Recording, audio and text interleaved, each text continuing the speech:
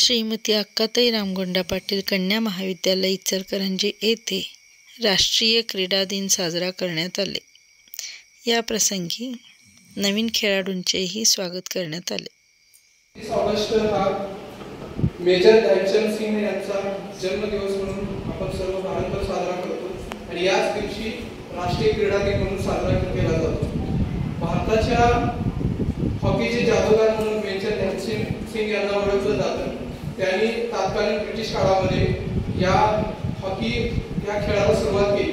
त्या काळामध्ये त्यांनी सलग 3 वेळा भारताला ऑलिम्पिकमध्ये सुवर्ण पदक सुद्धा मिळवून दिलेलं आहे। म्हणून भारत सरकारने भारताला स्वातंत्र्य मिळाल्यानंतर त्यांना पद्मभूषण ही पदवी देऊन सन्मान केलेला आहे। अशा या हॉकीच्या जादूगाराचा आज जन्मदिवस म्हणून आपण भारतामध्ये राष्ट्रीय क्रीडा दिन म्हणून साजरा केला जातो आणि त्या संदर्भामध्ये आज आपल्या महाविद्यालयामध्ये कार्यक्रम आयोजित केलेला आहे। या कार्यक्रमासाठी प्रमुख पाहुणे म्हणून लाभलेले आहेत आपल्याला प्राध्यापक शेखर शाह। यांची मी थोडक्यात ओळख करून देतो। हे प्राध्यापक शेखर शाह जे आहेत त्यांच्या क्रीडा क्षेत्रातील अतिशय महत्त्वाचं असं योगदान आहे। त्यांनी इचलकरंजी आणि इचलकरंजीच्या आसपास असणाऱ्या शहरामध्ये क्रीडा क्षेत्रासाठी महत्त्वपूर्ण असे योगदान दिलेलं आपल्याला दिसून येतं। त्यांचं क्वालिफिकेशन आहे BA ML त्यांचं शिक्षण झालेलं आहे। त्यांनी पूर्णपणे आपलं जीवन या क्रीडा क्षेत्रासाठी या क्रीडा क्षेत्रामध्ये प्रगती करण्याच्या दृष्टिकोनातून वाढलेलं आपल्याला त्यांच्या एकंदरीत बायोडेटामध्ये दिसून येतं। त्यांनी सर्व विद्यार्थी असतील किंवा गरीब भरपूर विद्यार्थी असतील त्यांना सहाय्य करून या क्रीडा क्षेत्रामध्ये आणण्यासाठी सतत प्रोत्साहन आणि प्रयत्न केलेले आपल्याला दिसून येतात। त्यांना विविध शासनाचे पुरस्कार सुद्धा प्रदान करण्यात आलेले आहेत। तसेच त्यांनी मिनी ऑलिम्पिक असेल किंवा तुमच्या इचलकरंजीमध्ये क्रीडा क्षेत्रासाठी कबड्डी खो खो व्हॉलीबॉल असेल किंवा इतर खेळ असतील या खेळासाठी त्यांचं महाविद्यालयाचे प्राचार्य आणि क्रीडा विभागाच्या प्रमुख भोसले मॅडम आणि विद्यार्थी आणि माझे सहकारी गुरुदेव कार्यकर्ते बसलेले आहेत त्यांच्या वतीने मी त्यांचं स्वागत करतो आणि पुढील सूत्र मी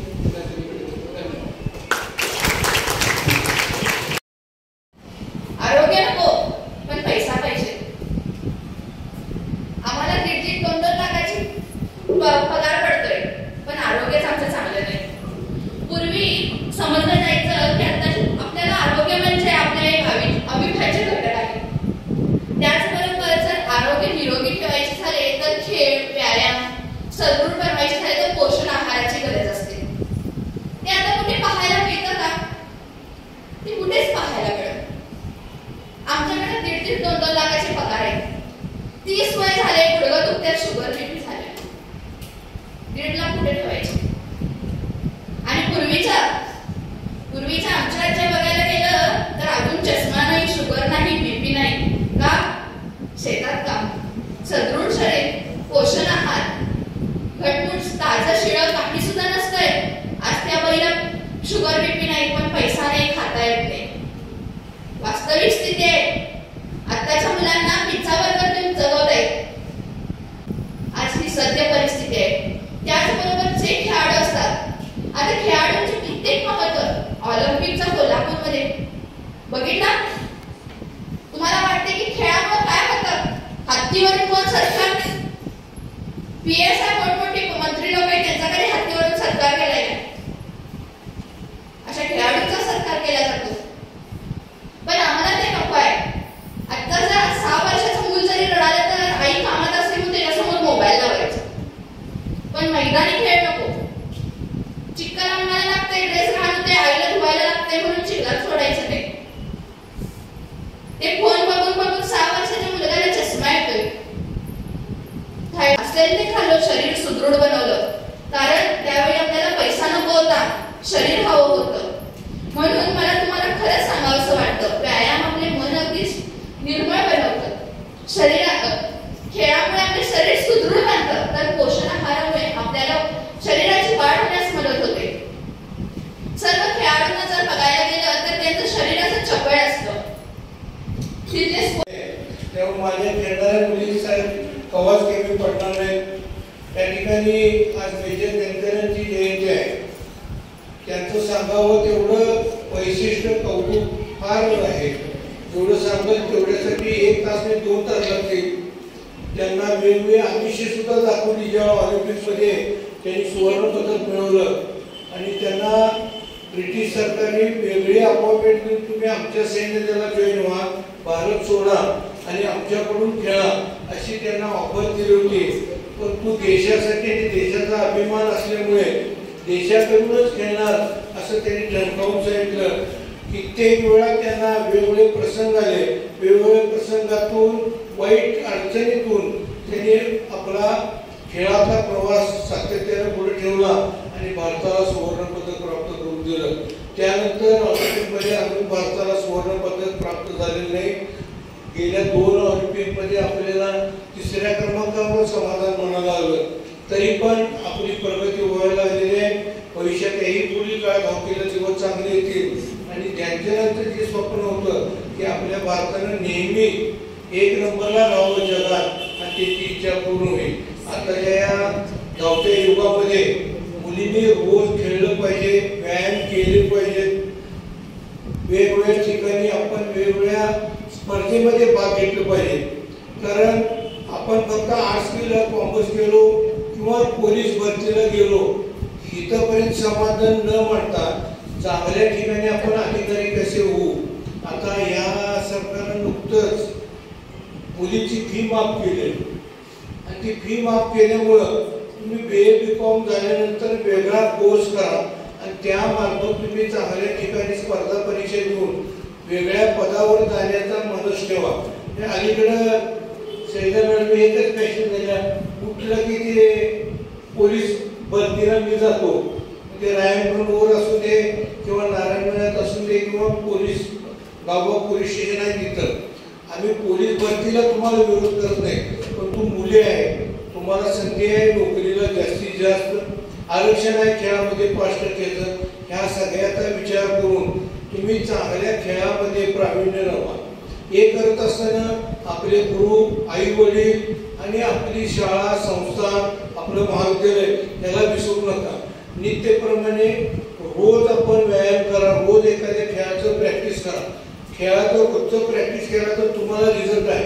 आज प्रवीण कुसाळे सारखा राधानगरी तालुक्यातनं आलेला सर्वसामान्य एका प्राथमिक शिक्षकांचा मुलगा आहे प्रवीण आणि त्याला ऑलिम्पिकमध्ये जाऊन तिथपर्यंत जाऊन त्यानं पदक मिळवलं.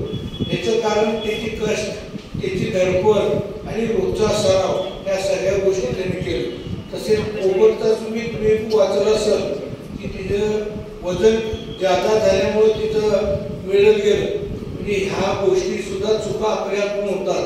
आज आपण फायनलला गेलोय, आज तुमची टीम फायनलला गेली आहे, तर आपण आहार कसा घ्यावा, आपण कसं राहावं, आजच्या दिवशी काय करावं किंवा मॅडम काय सांगतील, आपले कोच काय सांगतील, हे ऐकून त्या पद्धतीनं आपण आपला प्रोग्राम ठेवा. नाहीतर आज पोपटसारखी आपल्यावर परिस्थिती येतात कामाने. कारण मुलींना भरपूर चॅसेस आहेत. अकॅडमी, ती शिकवणी, स्टडी ह्या नावाखाली मुलांना दिवसभर गुंतवून ठेवतात. तुमच्या पायाला माती केव्हा लागणार, तुमच्या अंगाला माती केव्हा लागणार. ज्यावेळा तुम्ही हे सगळ्या गोष्टी करायला तर त्यावेळा तुमचं शरीर धष्टपुष्ट होईल. भविष्यात या देशाचं काम, या देशातले चांगले नागरिक घडवायचं काम महिला भगिनी करू शकतात. महिलांची जी शक्ती आहे ती दुसरी कुणाकडे नाही. कारण मी 31 वर्ष गंगापूरमध्ये काम केलं. मुलींच्या मध्ये जे गट्स आहेत ते इतर कोणामध्ये नाही. फक्त ती मुलींनी आत्मसात करून आपल्यावर आपला विश्वास ठेवून आपण पुढे लढायला शिकायला पाहिजे. एकच उदाहरण जाता जाता देतो. गौरी किरण चव्हाण म्हणून आमच्या कॉलेजला मुलगी होती आणि तिचे वडील तिला डबा घेऊन नेहमी ती ॲथलेटिक्सला यायची ग्राउंडवर आणि आल्यावर तिला वेळेत खायला द्यायचं, वेळेत सगळं करायचं आणि ती राज्यापर्यंत नॅशनलपर्यंत जात होती. परंतु एक काळ असा होता ती जेव्हा 10वीला होती तेव्हा 10वीला असताना तिच्या वडिलांना एकदमच जोराचा अटॅक आला आणि त्यात वडील निघून गेले. वडील निघून गेलेले 3ऱ्या दिवशी ती 10वीला होती. 3ऱ्या दिवशी विभागाच्या स्पर्धा होत्या. मग ते मी तिला फोन करून सांगितलं सर की मला तर तुझे वडील वारल्यासाठी आपण पुढच्या वर्षी तुझ्या सिलेक्शन ट्रायलसाठी प्रयत्न करू आणि नॅशनल पुढच्या वर्षी खेळ. आणि तिला मला सांगतात माझ्या डोळ्यातून पाणी आलं होतं. पण तू ती मुलगी डगमगली नाही. तिने सांगितले सर मी घरातल्याची परमिशन काढल्या, आईची परमिशन काढल्या आणि चाचूची परमिशन काढल्या, चाचू म्हणजे उदय चव्हाण सर त्यांची परमिशन काढल्या आणि मी खेळायला येणार. मी अक्षरशः 5-10 मिनिटं आता स्तब्ध झालो. स्वतःचे वडील वारल्यावर सुद्धा तिसऱ्या दिवशी ती मुलगी आज खेळायला येतो म्हणत्या, ह्याच्याविषयी काय बाळावून मोठा आहे सांगा. आणि ती तिसऱ्या दिवशी कोल्हापूरला शाहू कॉलेजवर माझ्यावर खेळायला आली. तिथून तिथं राज्याला निवड झाली आणि राज्याला निवड झाली तिथून ती नॅशनल खेळली. वडील वारलेले तिसऱ्या दिवशीपासून हा तिचा प्रवास होता. त्यानंतर तिने ज्युनियर कॉलेज केलं आणि सिनियर कॉलेजला DKTला गेली आणि DKTला कॅम्पसमधून तिची सैन्य दलात निवड झाली. जवळजवळ भारतातून जवळजवळ 800 विद्यार्थ्यांची निवड झाली आणि त्यामध्ये 120 विद्यार्थी निवडले गेले आणि त्यामध्ये 3च मुली निवडल्या गेल्या आणि त्यामध्ये गौरी किरण चव्हाण एक होती. धाडस, जिद्द, ध्येय ह्या मुलगीपुढे होतं. तेवढ्यावरती न थांबता तिथलं ट्रेनिंग तिने 1 वर्षाचं चेन्नईला पूर्ण केलं आणि आज मिलिटरीमध्ये ती कर्नल म्हणून आहे. तिच्या हाताखाली 200 जवान काम करतात. आणि काय करायला पाहिजे मुलींनी सांगा, हा आदर्श ठेवा. कल्पना चावला आहे, ती आहे, पोलीस खात्यात मीरा गोरवलकर सारख्या महिला आहेत. या कित्येक लोकांनी आपला ठसा महाराष्ट्रात उमटवलाय.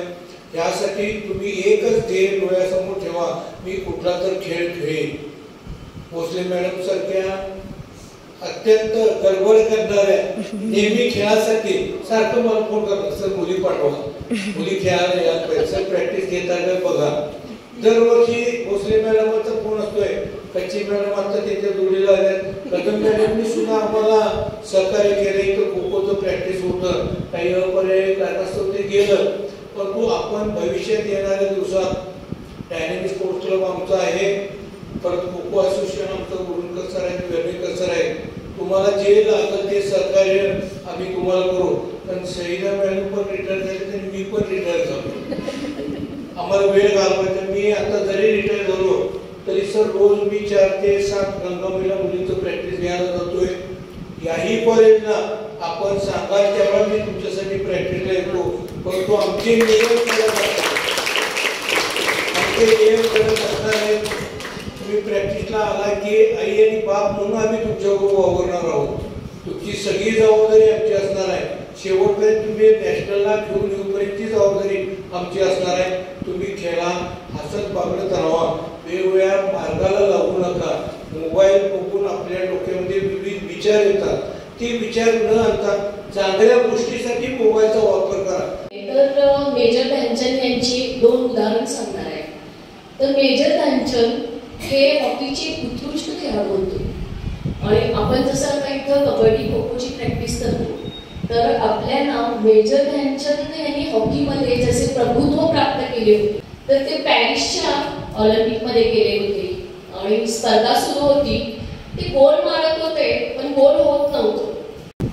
फक्त ज्ञान मिळवणं एवढाच हेतू न ठेवता ते आपल्याला कशा पद्धतीने वापरता आलं पाहिजे हे विज्ञान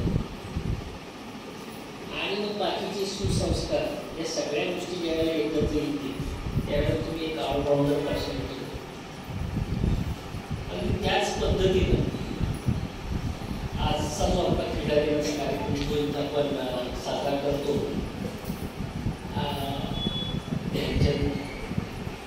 त्यांची आपण आज आठवण काढतो आणि त्यांच्या नावावरूनच आपण हा राष्ट्रीय क्रीडा दिन साजरा करतो. आणि एक क्रीडा दिनाचं औचित्य साधून आज या ठिकाणी माननीय शेखर साहेब आले, त्याचबरोबर वेळेकर सर, कच्ची मॅडम,